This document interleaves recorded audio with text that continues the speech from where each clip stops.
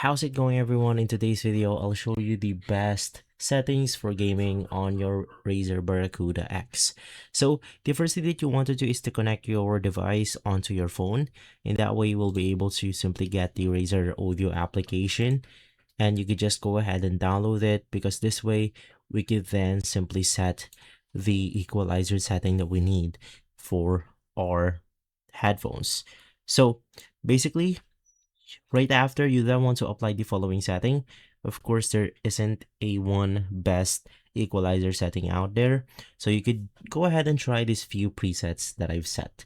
So the first one is going to be this. You can just go ahead and follow along for 31, 63, 125, 250, and more.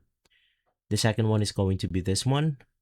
It's from the Gadgetry Tech EQ, and we have this equalizer option right here.